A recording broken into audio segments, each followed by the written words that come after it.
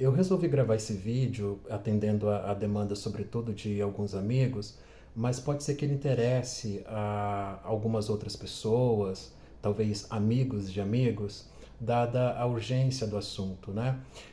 Desde 2018, eu tenho me preocupado muito com a plataformização da política, da vida de um modo geral, estruturado sobretudo em dinâmicas algorítmicas, né, com consequências políticas catastróficas. E, claro, fui procurar algumas explicações, lendo muito sobre, mas fossem quais fossem os afetos que mobilizassem as pessoas, para mim faltava explicar como que esses afetos e às vezes revoltas legítimas se acoplavam tão bem nessa plataforma de viés algorítmico, de modo que favorecia a extrema-direita e não o pensamento progressista, por exemplo. Porque uma revolta que é genuína, ela não consegue ser uma revolta contra o capitalismo.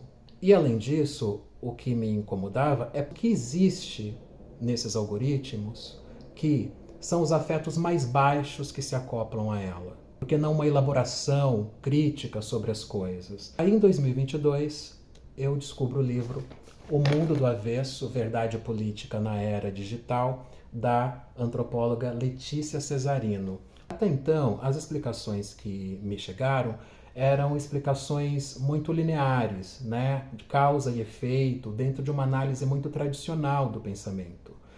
A Letícia Cesarino faz uma coisa mais ousada, que é trazer uma explicação cibernética para esse mundo complexo das redes e dos algoritmos, né? Quando a gente fala em cibernética, a gente pensa imediatamente na informatização mesmo das coisas, a gente pensa na tecnologia da informação. Não estamos errados em pensar assim, mas o que a gente muitas vezes não sabe é que a cibernética é que favoreceu o advento dessas tecnologias. A cibernética é uma ciência que as antecede. E que ciência é essa? É uma ciência que descreve processos que se dão em sistemas complexos. Então, não dá mais para falar que isso aqui causa isso aqui no sistema linear, então a gente consegue imaginar, prever o que vai acontecer e tudo mais. Não, são muitos acontecimentos simultâneos, né, que só podem ser explicados dentro de um sistema que pense a complexidade.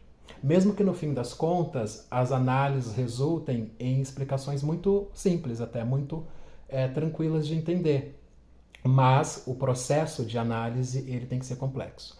Então ela traz a cibernética e principalmente baseada num dos fundadores dessa ciência, que é o Gregory Bateson, que tem toda uma teoria da ecologia da mente, que não vai dar para discutir aqui, mas ela usa então esse tipo de saber de uma maneira bastante original e bastante ousada. Ela propõe que os algoritmos imitam aspectos da cognição humana.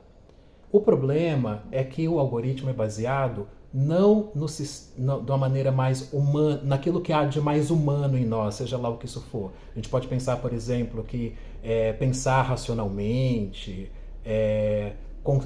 pensar esteticamente, eticamente, elaborar políticas complexas, né? O algoritmo não se acopla a isso, porque ele é feito à semelhança, na verdade, de nossos sistemas cognitivos primários, que são aqueles animalescos. Então os algoritmos, na verdade, se acoplam ao que há de animalesco em nós, de animal em nós. E por isso a gente age como rebanho, enxame, cardume, né? Porque esses processos cognitivos primários, eles são essenciais para a nossa sobrevivência, de modo que eu não tenho que sair de casa todo dia e perguntar, nossa, mas será que o vizinho da frente é meu inimigo ou meu amigo? Será que eu posso atravessar a rua? Estou seguro? Então, eu já, instintivamente, já colhi todas essas informações, eu as incorporei e ajo automaticamente sobre elas. E ajo automaticamente a partir delas. E isso me dá tranquilidade, me dá segurança para que eu me dedique às funções secundárias, às funções cognitivas secundárias, que são essas mais sofisticadas, mais elaboradas, que são as do campo propriamente da cultura e do fazer política, né? Consequentemente. O problema, então, é que nós somos constantemente bombardeados e cooptados justamente por esses processos cognitivos primários, e nós nunca saímos dele, porque na vida a gente vive esses processos, automatiza esses processos e se liberta deles e segue a vida. Não tem que ficar calculando o carro para atravessar a rua, por exemplo, porque eu já sei mais ou menos como é isso, já está automatizado, eu sigo a vida e não gasto energia com essas coisas. Mas nas redes sociais o problema é que eu nunca sou liberado desses processos cognitivos primários para que eu possa partir para os secundários. Para que haja engajamento, eu tenho que estar constantemente em crise. Então, ele me coloca sempre em crise, então eu estou sempre nesses afetos baixos de que eu falava anteriormente, que eu não entendia por que os algoritmos se acoplavam a eles, porque eu estou sempre agindo nos afetos baixos, porque isso me mobiliza, isso me faz me portar radicalmente e isso faz viralizar justamente nesse esquema de cardume, de enxame. Qual a consequência disso? A consequência é um colapso cognitivo. Não é? Nós não estávamos preparados para esse tipo de situação, esse tipo de apelo incessante, o tempo todo nos celulares, na palma da nossa mão, e isso gera um colapso cognitivo e isso está acabando, está corroendo o tecido social e as bases fundantes de acordos mínimos civilizatórios. É isso que está sendo corroído. Isso é muito grave, isso é muito sério. Então, a Letícia diz que com esse acoplamento dos processos cognitivos primários, a algoritmização da vida, porque nem das redes, porque a nossa vida foi jogada em rede, e havendo esse colapso cognitivo, porque o nosso cérebro ele não consegue... Imagina você fica o tempo todo perguntar, mas é meu amigo ou é meu inimigo? Isso aqui é isso ou aquilo? Eu estou sempre desconfiando, eu estou sempre ansioso, eu estou sempre perturbado, sempre em crise. Então, na verdade, assim, eu perco essa autonomia que eu só teria nos processos cognitivos complexos, e eu, então, como humano, eu deixo de ser agente. Eu deixo de ser agente e eu me torno o quê? O ambiente para agências de sistemas não humanos. O algoritmo me atravessa e eu não ajo autonomamente, eu sou, entre aspas, agido por ele em rede.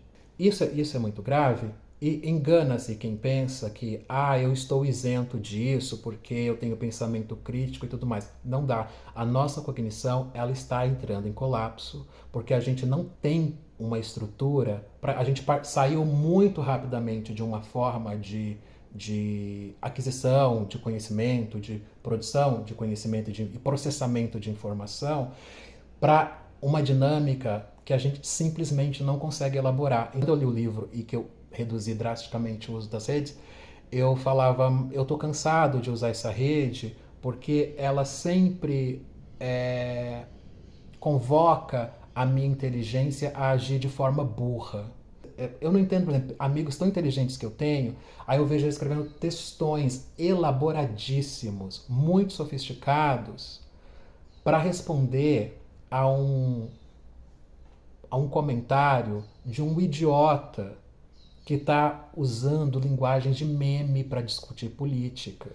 E a pessoa está lá com um pensamento extremamente elaborado, mas por quê? Ela está sendo mobilizada ali, não é racionalmente. Olha que interessante, ela está usando a razão dela, mas em função desse pânico em que ela está sentindo, que é essa raiva, essa revolta, essa indignação constante que a gente sente e que leva essa pessoa a gastar horas ali elaborando o pensamento que vai ser simplesmente descartado e o cara vai colocar um emoji lá dando risada, de sarcasmo da cara dele. Essa vai ser a resposta a esse argumento. Então todos nós somos atravessados por isso.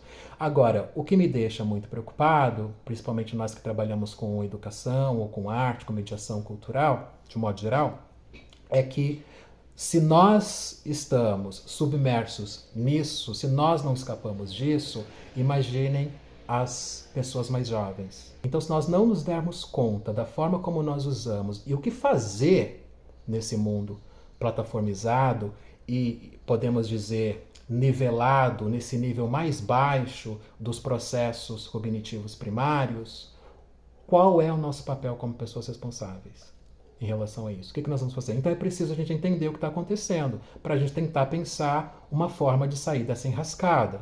E isso é só um exemplo, assim, há muitos outros exemplos e que eu tenho inclusive observado a maneira como as pessoas próximas, que eu super admiro, têm usado essa plataforma também. E eu falo, olha só, essa pessoa maravilhosa, ela está agindo pelo fígado. Ela não está pensando, embora pareça que ela esteja num alto nível intelectual aqui, ela está sacrificando a inteligência em função dessa burrice algorítmica, né? Que é o que eu sentia que acontecia comigo também. E que também acontece, basta eu bobear um pouco. Eu tenho que vigiar muito e então por isso que a gente precisa conversar muito sobre isso. Então eu passei a recomendar esse livro entusiasticamente para todos os meus amigos, muitos compraram. Mas para minha surpresa, eles começaram a protestar porque o livro era, em alguma medida, difícil. Achava o livro um tanto complexo. Alguns leram apesar da dificuldade, outros desistiram de ler. E aí eu me dei conta que a leitura, para mim, foi razoavelmente tranquila, porque eu tinha noção de filosofia da ciência, justamente porque a minha formação é em filosofia. Então, essa questão de teoria do conhecimento, epistemologia, faz parte da formação. E aí os amigos começaram, você tem que fazer um curso então sobre isso, tem que dar um curso sobre isso, e eu comecei a levar a sério essa ideia. Só que quando eu comecei a reler o livro da Letícia Cesarino, eu falei, gente, não, esse livro tem que ser lido, esse livro tem que ser compreendido, esse livro é extraordinário, esse livro é muito original, esse livro tem uma elegância da escrita, esse livro merece ser absorvido de modo que possamos falar com propriedade sobre ele. E claro que eu estou pensando nisso na minha condição de mediador de leitura, né? Trabalho que eu faço há mais de 20 anos. Então o que eu resolvi propor para os meus amigos? Eu falei, olha, foi o seguinte, vamos então fazer um grupo de leitura do livro. Vamos ler o livro inteiro juntos. Né? Não é assim, venha com o capítulo 1 lido e vamos discutir. Não, vamos ler juntos, em rede, num grupo, sabe? Página por página, e vamos desbravar o livro e vamos entender o que essa mulher está falando, porque a gente não pode, inclusive, se dar o luxo de não entender. Nós estamos num momento muito, mas muito sério, muito grave, que a gente precisa entender para dar conta, inclusive, das nossas responsabilidades, como eu falei, em relação aos jovens, principalmente, mas não só em relação a eles, porque não se trata mais de uma questão geracional. Os jovens de hoje em dia, blá blá blá. Não tem nada disso. Nós estamos subsumidos nessas redes, nessas mídias e nesse jogo perverso. E a gente precisa entender. Então a gente não pode se dar o luxo de não entender. Então o que eu estou propondo, na verdade, é um grupo de leitura do livro O Mundo do Avesso, da Letícia Cesarino. A princípio eu estou pensando em 6 encontros, mas talvez a gente precise de um pouco mais. E olha, meus amigos sabem que geralmente os grupos de leitura que eu fazia aqui em casa eram livres, as pessoas vinham, a gente lia livros inteiros também, aos sábados, enfim. Era tudo muito livre, assim. E eu não me sentia na obrigação de ser o mediador e tudo mais. Ora um se destacava, ora outro ali, conforme a familiaridade com os autores. Mas no caso deste livro, foi um livro, a mediação dele vai ser uma mediação trabalhosa. Eu tive que voltar lá nos fundamentos da filosofia da ciência, eu tive que ler o Thomas Kuhn, que ela cita muito aqui, e ele é fundamental, o Gregory Bates, enfim, e outras referências aqui. Então, para fazer essa mediação qualificada, eu tive que me dedicar muito a essas questões básicas e pensar, inclusive, maneira de reformulá-las de modo didático, de modo claro, para que não se perca nenhuma linha da leitura desse livro extraordinário. Então é por isso que dessa vez eu acho razoável cobrar por esse trabalho. Então eu estou propondo R$ 30 por encontro. Eu acho que é um valor bastante razoável, assim, muito tranquilo, eu acho, para cada pessoa, para cada participante. Não é nada exorbitante, assim. Então eu acho justo. Então, se você quer participar, você precisa comprar o livro, né? Não estou ganhando nada com isso, não tenho parceria com a Ubu. Você compra o livro e a gente, então, faz um encontro por semana para desbravá-lo e pensar junto o que a gente vai fazer diante dessa nova realidade. Então, eu estou propondo um encontro por semana, um encontro de 2 horas, toda quinta-feira, às 7 da noite. É o horário que eu estou disponibilizando de um modo geral, mas se alguém que gostaria muito de participar não tem disponibilidade às quintas-feiras, então é só responder, sugerindo outros dias da semana que a gente pode pensar então, talvez até em mais de um grupo, tá? Mas eu estou sugerindo por enquanto às quintas-feiras, às 7 da noite, e começaríamos já no dia 29 de fevereiro. Então vocês teriam até dia 29 de fevereiro para adquirir o livro da Letícia Cesarino.